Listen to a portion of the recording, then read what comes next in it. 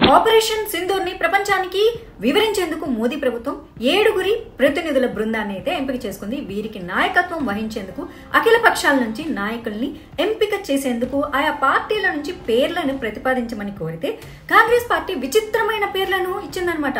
ఒకరేమో పాకిస్తాన్ జిందాబాద్ అంటారు, మరొకరేమో ఏకంగా పాకిస్తాన్ ఆర్మీతోనే సంబంధాలున్నాయి. ఇటువంటి వాళ్ళ పేర్లను ప్రతిపాదించడం దీనివల్ల దేశ భద్రత ప్రమాదంలోకి నెట్టేందుకు కుట్ర పన్నిందనే కదా. ఏ దేశమేగినా ఎందుకాలేడినా పొగడరా నీ తల్లి భూమి భారతిని అన్నారు రాయప్రోలు సుబ్బారావు గారు. దీన్ని మనం చిన్నప్పటి నుంచి చదువుకుంటూ పెరిగాం గానీ కాంగ్రెస్ పార్టీ అగ్రనాయకులు మాత్రం ఎందుకు భిన్నంగా చదువుకున్నట్లున్నారు. మరి విదేశాల్లో మన దేశ పరువు తీయడమే వీరి లక్ష్యంగా అన్నట్లుగా పనిచేస్తున్నారు.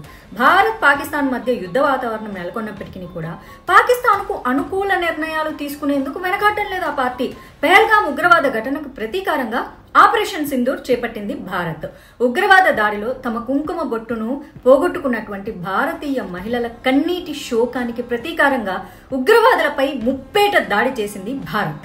ఇందుకు ప్రతీకారంగా పాకిస్తాన్ సైతం మిసైల్ దాడి చేయడం, దాన్ని మనము ధీటుగా ఎదుర్కోవడం జరిగింది. అయితే ఈ ఆధునిక దేశంలో కేవలం ప్రత్యక్ష యుద్ధంలో గెలవడం మాత్రమే సరిపోదు, దౌత్య యుద్ధంలో అంటే విదేశాలతో కూడా గెలుపొందాలి. లేకపోతే భారత్దే తప్పు అని చెప్పేందుకు అన్ని దేశాలు ప్రయత్నం చేస్తున్నాయి. అందుకే ఈ దౌత్య యుద్ధంలో గెలిచేందుకు కేంద్రం అయితే చాలా ఇంపార్టెంట్ నిర్ణయం తీసుకుంది. మన దేశం నుంచి 7 ప్రతినిధుల బృందాలను విదేశాలకు పంపాలని అయితే నిర్ణయం తీసుకుంది.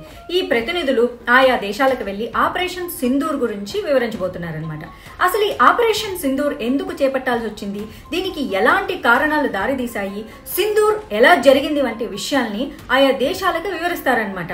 ఈ ప్రతినిధుల బృందానికి నాయకత్వం వహించేందుకు అన్ని రాజకీయ పార్టీల నుంచి 7 ఎంపీలను ప్రతినిధుల బృందాన్ని నాయకులుగా ఎంపిక చేశారు. ఇందులో వచ్చేసి కాంగ్రెస్ నుంచి ఎంపీ శశి థరూర్, బీజేపీ నుంచి రవిశంకర్ ప్రసాద్, అలాగే బైజయంత్ పాండా, జేడీయూ నుంచి సంజయ్ కుమార్ జూ, డిఎంకే నుంచి కనిమొళి, ఎస్పీసీ నుంచి శరద్ పవార్ వర్గం అనమాట. వాళ్ళ నుంచి వాళ్ళ డాటర్ సుప్రియా సూలే, శివసేన నుంచి శ్రీకాంత్ షిండేలను కేంద్రం అయితే ఎంపిక చేసింది. వీరి నాయకత్వంలోని ప్రతినిధుల బృందం ప్రపంచ దేశాలకు ఆపరేషన్ సింధూర్ గురించి అయితే వివరించబోతోంది.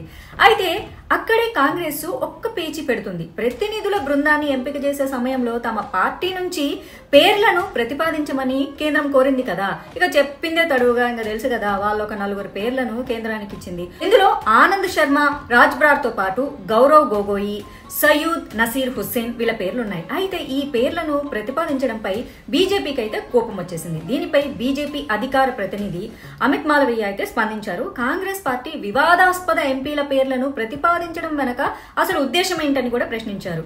సయ్యూద్ నసీర్ హుస్సేన్ అయితే రాజ్యసభ ఎంపీగా గెలుపొందినప్పుడు ఆయన విజయోత్సవ ర్యాలీలో పాకిస్తాన్ జిందాబాద్ అనే స్లోగన్స్ అయితే వినిపించేశాయి. పైగా కర్ణాటక విధానసౌధ ప్రాంగణంలో ఈ నినాదాలు వినిపించాయి. అప్పట్లో ఇదైతే చాలా తీవ్రంగా చర్చగా మారింది. కాంగ్రెస్ నాయకులు గెలుపొందితే పాకిస్తాన్ జిందాబాద్ నినాదాలు వినిపిస్తాయా అంటూ అప్పట్లో చాలా మంది ప్రశ్నించారు, ఇన్క్లూడింగ్ మీ. సో ఈ కేసులో ఇప్పటికి 3 వ్యక్తులను పోలీసులు అరెస్టు కూడా చేశారు. వీళ్ళపైన విచారణ కూడా జరుగుతుంది. మరోవైపు కాంగ్రెస్ ఎంపీ గౌరవ్ గొగోయికి పాకిస్తాన్ ఐఎస్ఐతో లింకులున్నాయనే ఆరోపణలు కూడా ఉన్నాయి. కొద్ది నెలల క్రితం అస్సాం సీఎం హిమంత బిశ్వ శర్మ గొగోయ్ పైన సంచలన వ్యాఖ్యలు కూడా చేశారు. ఆయనకు ఆయన భార్యకు పాకిస్తాన్ ఐఎస్ఐతో లింకులున్నాయని, గొగోయ్ భార్య వచ్చేసి సోరోస్ సంస్థకు పనిచేస్తున్నారని కూడా ఆరోపించారు.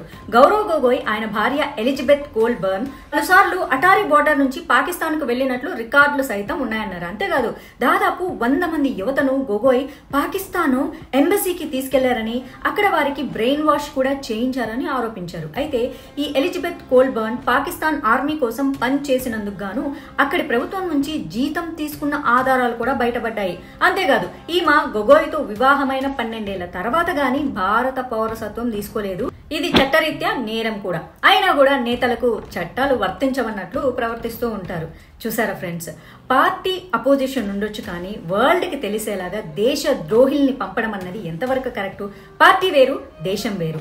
నేషనల్ ఇంట్రెస్ట్ ఎప్పుడూ ఒకటిగా ఉండాలి. ఇలా పాకిస్తాన్ కి సపోర్ట్ చేసే వాళ్ళను ఇంత క్రూయల్ గా పాకిస్తానీ సపోర్టర్స్ ని ఈ కాంగ్రెస్ పార్టీ పంపించడం వెనక ఏంటో నాకైతే అర్థం కాదు. It looks so horrible. ఇలా ఒకరేమో పాకిస్తాన్ జిందాబాద్ అంటారు, మరొకరేమో ఏకంగా ఆ దేశ ఆర్మీ కోసమే పనిచేస్తారు, జీతాలు కూడా తీసుకుంటారు. అటువంటి వాళ్ళను ఆపరేషన్ సింధూర్ గురించి వివరించమని అడిగితే భారతదేశం గురించి ప్రపంచంలో ఏం చెప్తారు? దీన్నే అమిత్ మాల్వీయ చెప్పారు.